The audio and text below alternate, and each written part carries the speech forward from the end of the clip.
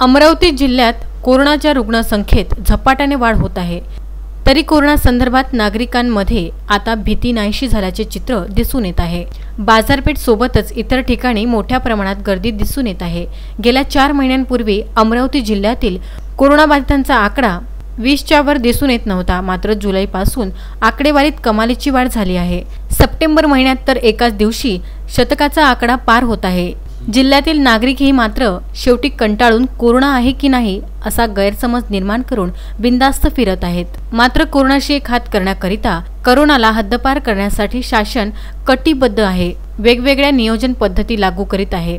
यात अनेक अधिकारी कर्मचारी नागरिकांच्या सुरक्षितेकरिता स्वतःला कोरोना आजारात झोकून देत आहेत, तर दुसरीकडे नागरिक मधोश बिनधास्त कोणत्याही नियमांचे पालन न करता सैरावैरा वावरण्याचा प्रयत्न करीत आहेत। मात्र सावधान, कोरोना कोणाला कधी स्पर्श करेल हे सांगता येत नाही। शहरातील बिनधास्त गर्दी बघता आता हेच म्हणावे लागेल, भय इथले संपलेले नाही। आता तरी सावध व्हा, कोरोनाला हरवूया, नियमांचे पालन करूया। अजय शृंगारे, विदर्भ न्यूज, अमरावती।